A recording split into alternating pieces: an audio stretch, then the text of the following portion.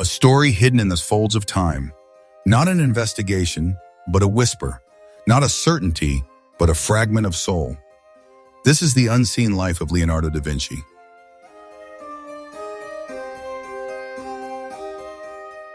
Florence, 1476. Leonardo is 24. An anonymous accusation hits him. Sodomy, a word that back then could mean death. He is arrested, then acquitted, but the mark remains. Among the accused stands a name, Jacopo Saltarelli. Young, perhaps a prostitute, perhaps a pawn, and among them, a powerful nobleman. Justice is quiet when noble blood is involved. Leonardo walks free, but from then on, his art becomes a mirror of ambiguous, suspended sensuality, challenging morality, yet asking no pardon. Leonardo never speaks of the arrest. He doesn't write about it, nor explain. But something remains.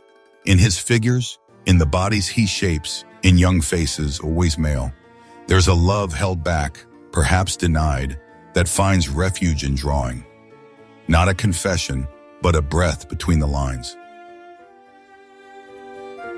Salai, that's what he called him, little devil. He entered Leonardo's workshop as a teen.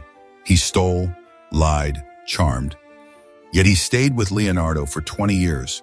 His face appears everywhere, even where least expected. Saints, angels, John the Baptist, all bear Salai's gaze. Perhaps muse, perhaps love. A drawing in the Codex Atlanticus, phalluses marching toward an orifice. A name, Salai. Is it a joke, a desire? No one can say. But Leonardo's workshop wasn't a chaste place. There, people laughed, created, hinted without words, a secret language made of shapes and gazes. Francesco Melzi arrived later, gentle, noble, devoted, different from Salai, yet equally close. He stayed with Leonardo until death, inheriting everything. Writings, plans, affections. He was a disciple, perhaps an adopted son, perhaps more. With him, Leonardo may have found peace. There are no love letters, no confession, only signs, an erection drawn on an angel, a face repeated 1,000 times. Leonardo was private, nearly silent about his life. But those who truly see his works find a soft tension, a held emotion, a love drawn, not spoken. An imaginary dialogue by Giovanni Paolo Lomazzo gives voice to Leonardo da Vinci. The artist confesses his love for Salai as a thing of highest praise. It's fiction, yes, but every fiction reveals a longing. Perhaps Lomazzo saw what others silenced. Perhaps Leonardo wouldn't have denied it. The sensuality in his paintings is not mere beauty. It is inquiry, ambiguous bodies, androgynous faces. St. John the Baptist smiles with mystery. The Mona Lisa, perhaps, is also Salai. Leonardo doesn't divide. He merges. The masculine and feminine dance together in his art, as perhaps in his heart.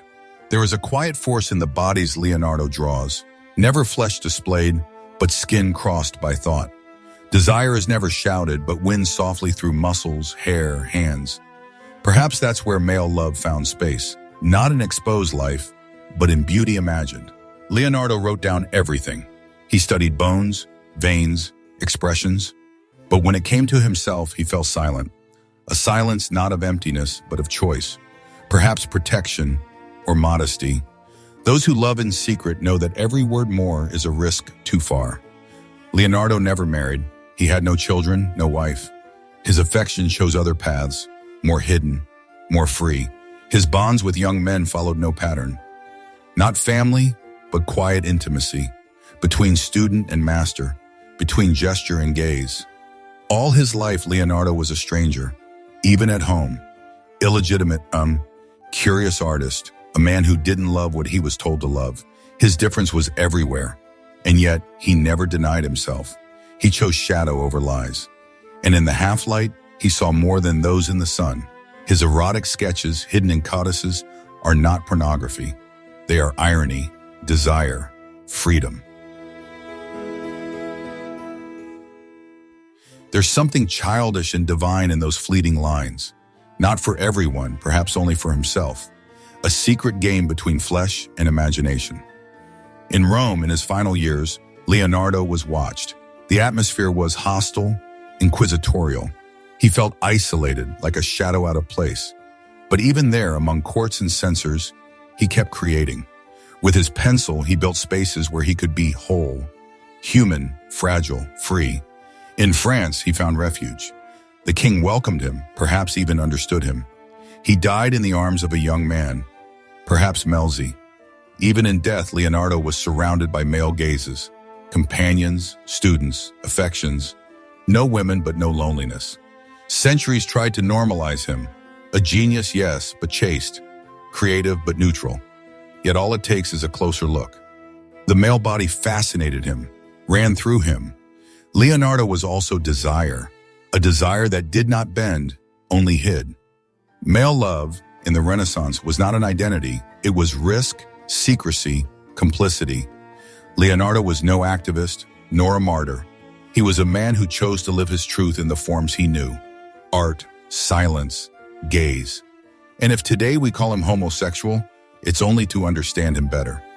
But he had no words to say who he was. Only drawings, forms, emotions. What he left was not a statement, but an echo that still speaks. It's not important to know everything. We don't need a confession.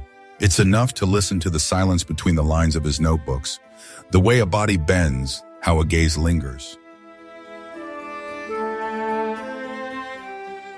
Leonardo spoke of love without ever naming it. And if today we read him this way, it's because we too seek mirrors. Images that comfort us, that say, you are not alone. Leonardo doesn't give us answers, but he walks with us, with his restlessness, his grace, his humanity. Leonardo's love for men was neither scandal nor mission. It was presence, in the folds of time, in the smallest gestures. A love that asked no permission, made no noise. But even today, it shines between the lines. We don't need to know everything to feel close. Those who have lived in shadow can sense another soft step. Leonardo still speaks to us, not with words, but with his touch. And those who look with open hearts know that love has 1,000 faces and 1,000 silences. This is not a documentary, it's a caress through time, an invitation to look beyond official stories, to find humanity in fragments. Perhaps deep down, Leonardo doesn't ask us to know, but to feel, and to accept ambiguity as a form of truth. There is a Leonardo in each of us, a being who watches, who loves in silence, who builds worlds when the world rejects him. This is his truest legacy. Not genius, but the fragile, powerful freedom to be. Leonardo and the love of men are not a footnote in history. They are part of the story, of what we have been and what we might become. An invitation to tenderness, to understanding, to beauty that dares. There is no single truth, but there are truths that help us live. Leonardo da Vinci, between shadow and light, left us a map, not to understand him, but to meet ourselves in desire, in art, in freedom.